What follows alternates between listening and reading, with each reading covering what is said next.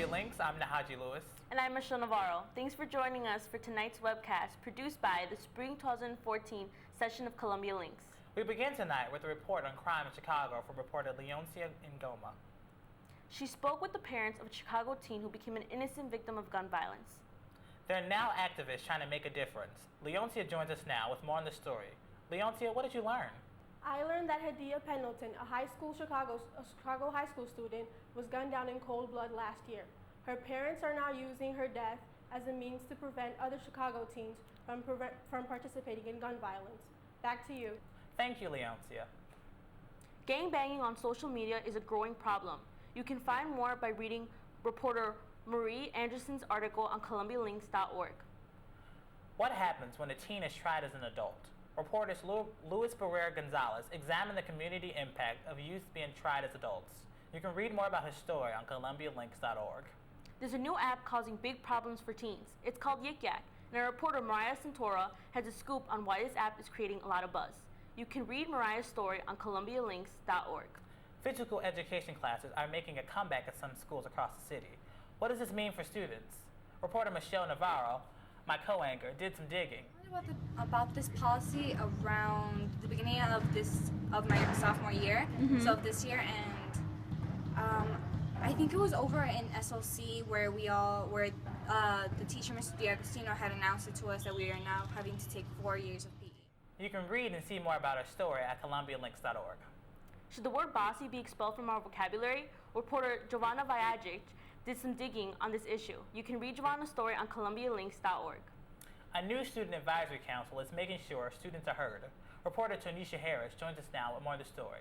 Tonisha? I learned that CPS CEO Barbara Birdman does care about her students. In 2013, she created a student advisory council comprised of juniors from all types of schools from all over Chicago to give students a voice. These representatives will now be aiding CPS in a big decision that affects us, the students. Learn more about my story in columbialinks.org. Now, Naheige, back to you. Experts say art education is beneficial to students, especially those in urban settings. Reporter Natalie Phillips has a scoop on art in schools. You can read her story on columbialinks.org. There's a new collection at the Field Museum called School in a Box, but it's anything but child's play. Here's a report from our Links team.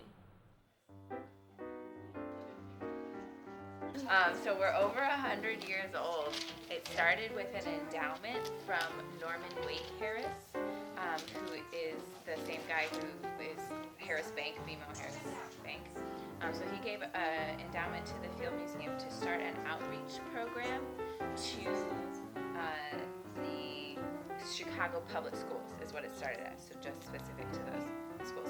Back in like 1914, before people really had cars, we had our cute little Harris car that would travel with the exhibit cases, because that's what we started with, around to the Chicago schools. And then as the years went on, we added more and more materials, and so exhibit cases are the mini dioramas. You can see them around the room in different places, and you guys get a chance to send you through the stacks. I bring animals because my kids are all inner city kids, and they would not have the opportunity to see these animals in almost any environment, and also they use them as still life.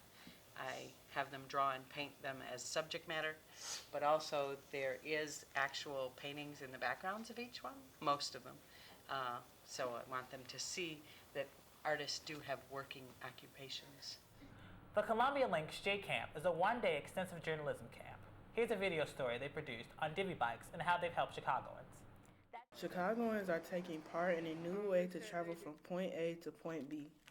The divvy bike service has become the mode of transportation for many residents and tourists. I was ever in a jam and I needed to, rent a bike. If I was up north and I wanted to get out south, or if it was a nice day and I didn't have my own personal bike, I would rent a divvy bike. Divvy started in July of 2013 with 75 stations across the city. Today, the bike sharing service has 300 stations. We recently sent a survey to all of our members, and 97% of them were satisfied or highly satisfied with Divvy, and we're seeing Divvy kind of become part of the culture of the city of Chicago. So people think of Divvy just like they would think of the CTA or a bus when they're going to get somewhere. Many residents enjoy Divvy's convenience and affordability. So when the weather gets bad or when we have our bikes parked upstairs, we both sometimes ride it to the train station.